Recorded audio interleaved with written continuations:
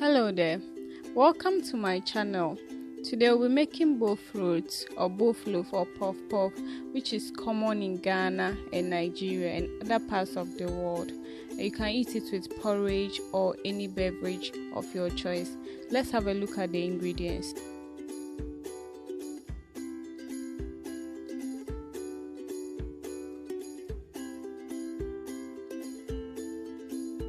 Okay, so here are my ingredients. I have my hard flour. You can use all-purpose flour. This is my oil, any cooking oil of your choice to fry. This is my warm water, lukewarm water, not hot water. This is my milk here, and then I have sugar. The sugar is about half cup, not so much.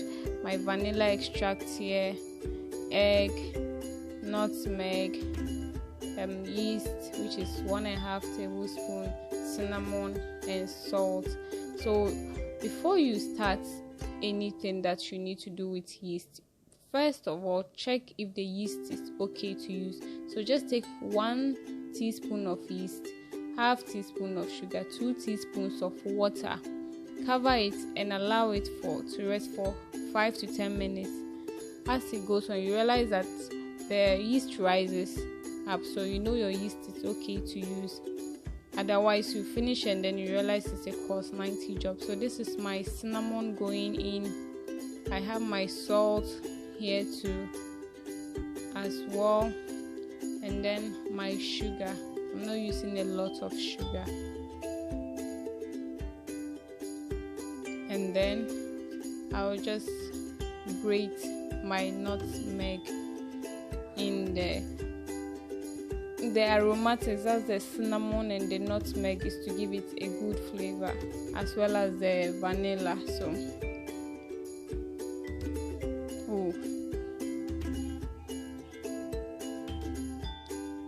just give that a quick mix. My nutmeg, cinnamon, sugar and salt is in. So I'm now adding in my yeast. So these two will go in. So all dry ingredients will be mixed together. Then you start adding in the wet ingredients. There's really no special reason, but it's quite easier to make the dry ingredients together. So this is my egg going in, and then my milk. So if you want to use condensed milk, then don't add sugar. It will be great using condensed milk. So this is my water. I'll add it bit by bit so that I don't get a very light dough at the end of everything. So just add the water as you mix. We need a butter texture, so not so light and not so hard. So I'm adding in more water here.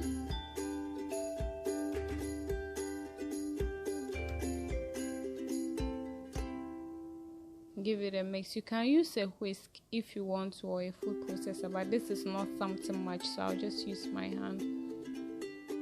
And then I think this is almost done. I'll add in my vanilla extract. So this is my vanilla extract. You can use pineapple or banana or any essence flavor of your choice. So just give that a quick mix.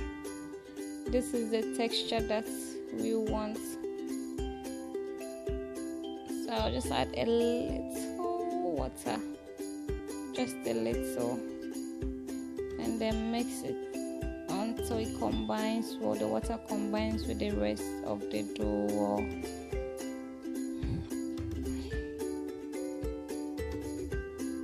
This is very fun to do. Like I said, you can use a whisk or a food processor, but I'm using my hands. So you just bring all these edges, as in the dough on the sides of the bowl, together.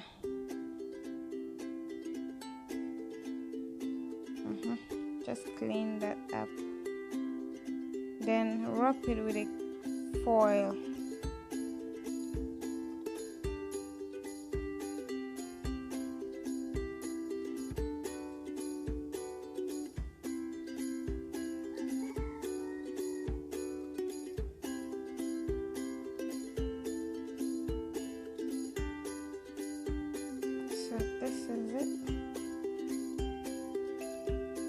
just add a kitchen towel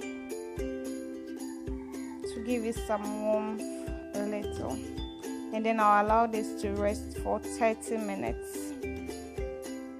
After 30 minutes and my dough has doubled up, my bowl is full. So if after 30 minutes or after allowing it to rest and you don't get something like this, it means that your yeast is expired. So always check your yeast. I have my oil which was already on fire. I've heated it up, so I just use my hand to scoop this and pipe it into the oil. You can use a scooper if you want to. If you don't want to use your hands, just use the scooper. So just pipe that in, but be sure not to crowd the Bofrot or puff puff in the oil.